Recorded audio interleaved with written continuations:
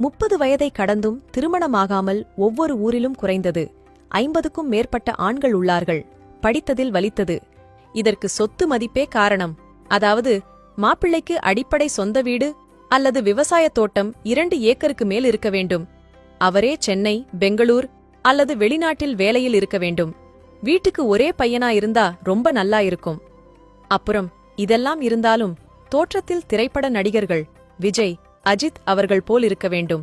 இதில் இப்போது என்ன பிரச்சனை என்றால், எதிர்பார்ப்புகள் அதிகமாக இருப்பதால் திருமண வயதை கடந்தும் ஆணும் பெண்ணும் அதிகமாக இருப்பதுதான். சரி, இதன் விளைவு என்ன என்று பார்ப்போம். 1979 வரை ஒவ்வொரு கிராமத்திலும் பலருக்கு குறைந்தது 5 முதல் 10 குழந்தைகள் சர்வசாதாரணமாக பெற்றுக்கொண்டார்கள். 1980க்கு பின் 90% குடும்பத்தில் குறைந்தது 2 குழந்தைகள் முதல் 3 குழந்தைகள் உண்டு. 1990க்கு பின் ஒரே குழந்தைதான். 2000ற்கு பின் ஒரு குழந்தைதான் என்பது எழுதப்படாத தீர்ப்பாக மாறிவிட்டது. ஆனால் 2010க்கு பின் ஒரு குழந்தையாவது வேண்டும், இறைவா என்று போகாத கோவிலும் இல்லை, பார்க்காத மருத்துவமும் இல்லை என்ற நிலையில் உள்ளோம். இதற்கு அறிவியல் 1000 காரணம் சொல்லலாம். ஆனால் முதல் காரணம் ஆரோக்கியம். 1979 வரை பெண்ணுக்கு 16, ஆணுக்கு 19 திருமணம். உணவு ராகி, கம்பு, சோளம்.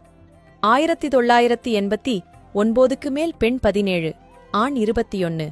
உணவு அரிசி. 1992க்கு மேல் பெண் 18, ஆணுக்கு 24. உணவு பட்டை தீட்டப்பட்ட அரிசி. 2000ற்கு மேல் பெண் 25, ஆண் 30க்குள். உணவு துரித உணவு. 2010க்கு மேல் உணவு மைதா மாவில் தயாரித்த உணவு. வெள்ளை சர்க்கரை பயன்பாடு அதிகம், தரம் குறைந்த எண்ணெய் என மனித இனம் நோய் மற்றும் மலட்டுத்தன்மையின் தாக்கத்தில் இருக்கிறோம்.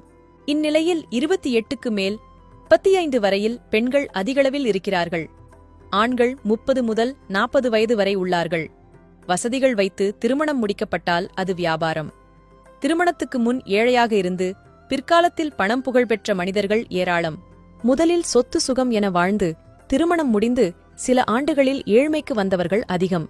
எனவே வரும் காலம் இப்படிதான் இருக்கும் என்று தீர்மானம் செய்யாமல் நல்லதை மட்டும் நினைத்து மனங்கள் பிடித்தால் மனம் செய்யலாம். இதை வெறும் தகவலாக படித்துவிட்டு போக வேண்டாம். தயவு செய்து கொஞ்சம் யோசித்துப் பாருங்கள். குடும்பம் என்பது எவ்வளவு முக்கியம். அதற்கு பணம் தேவைதான். ஆனால் பணத்தால் வாழ்க்கையை இழந்துவிடக்கூடாது. நல்லொழுக்கமுள்ள மாப்பிள்ளையா பெண்ணா என கண்டறிந்து மணமுடியுங்கள். படித்ததில் மனதில் பதிந்தது. அனைவருக்கும் பகிருங்கள்.